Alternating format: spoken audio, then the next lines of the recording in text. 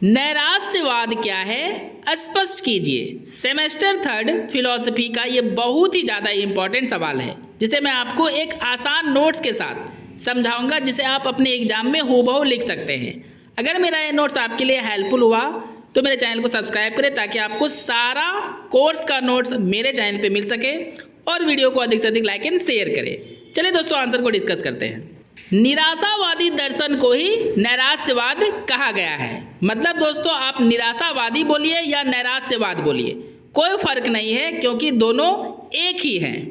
भारतीय दर्शन को दूसरे देशों के विद्वान ने निराशावादी दर्शन का नाम देकर इसकी आलोचना की है। मतलब दोस्तों दर्शन शास्त्र के जो दूसरे देश के विद्वान हैं उनका मानना है कि भारतीय दर्शन शास्त्र जो है और यहाँ के दर्शन शास्त्री जो हैं वे पूरी तरह से निराशावादी है और इसी कारण वे लोग भारतीय दर्शन को निराशावादी दर्शन कहकर इसकी आलोचना किया करते हैं। महान विद्वान लॉर्ड रोनाल्डसो ने भारतीय दर्शन के बारे में कहा है कि निराशावाद समस्त भारतीय भौतिक और आध्यात्मिक जीवन में व्याप्त है।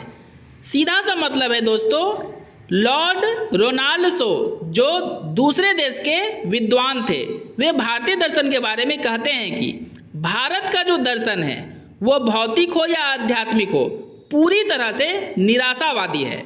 आई होप दोस्तों आपको पहला पैराग्राफ अच्छे से समझ में आ गया होगा। तो चलिए हम लोग अब पैराग्राफ को चेंज करते हैं। निराशा का मतलब होता है इस पूरे संसार को दुखों का घर समझना। मतलब निराशावादी विचारधारा के जो लोग होते हैं इस संसार को दुखों का और समस्याओं का घर समझते हैं। भारतीय निराशावादी दर्शन का जन्म ही निराशा अर्थात दुख के कारण हुआ है। मतलब दोस्तों निराशावादी दर्शन का जो जन्म हुआ वो दुख के कारण ही हुआ है, क्योंकि जब दुख हुआ तो भारतीय विद्वान जो थे वे इस दुख के कारण और इसके समाधान का पता लगाए और इसी से निराशावादी दर्शन का जन्म हुआ।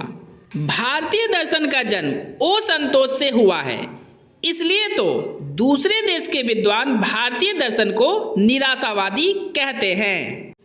ऐसा इसलिए दोस्तों क्योंकि असंतोष का मतलब ही होता है जीवन में संतोष का ना होना, यानी केवल दुख ही दुख का होना।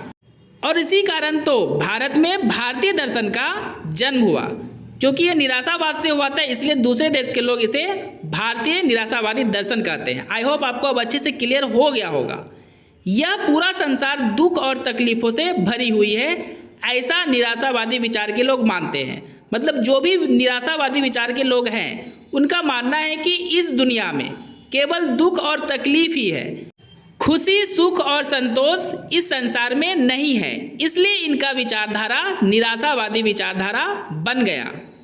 भारतीय दर्शन के लोग निराशावाद को सही मानते हैं तथा इनके अलावे कुछ ऐसे देश हैं जहाँ के विद्वान भी निराशावादी को कई जगहों पर सही मानते हैं। मतलब सभी जगहों पर दूसरे देश के लोग नहीं मानते, लेकिन कुछ जगह है जहाँ पे उन लोगों का मानना है कि निराशावादी विचारधारा सही है। निराशावाद विचारधारा के लोगों का मानना है कि इस विचारधारा वाले लोग आशावाद को स्वीकार नहीं करते हैं और जीवन में सफल भी होते हैं। मतलब दोस्तों निराशावादी के लोग का मानना है कि हर समय आशा पर जीवन निर्भर नहीं होना चाहिए, जीवन में निराशावाद भी होना चाहिए जो जीवन को सफल बनाने में हमारी सहायता करता है और जीवन को सही मार्ग पर ले जाता है। इस उदाहरण से समझते हैं दोस्तों। मान लीजिए आपको तैरना नहीं आता है और आप गहरे पानी में कूद रहे हैं इस आशा के साथ कि मैं जब कूदूंगा तो मुझे तैरना आ जाएगा। तो यहाँ पे आशावादी विचारधारा आपकी जान ले लेगा, और वही अगर आपका विचारधारा निराशावादी वाला होता तो आप नहीं कूदते और आपका जीवन भी सुरक्षित रहता। आई होप दोस्तों आपको समझ में आ गया होगा कि निराशावादी विचारधारा भी कई स्थानों पर बिल्कुल सही है। अगर आपको दोस्तों मेरा ये नोट समझ में आया है तो कमेंट करके जरूर बताएं, और आपको इसी तरह का नोट चाहिए अपने पूरे कोर्स का तो सब्सक्राइब करके जुड़ जाए मेरे चैनल के साथ और वीडियो को अधिक से अधिक लाइक एंड शेयर करें।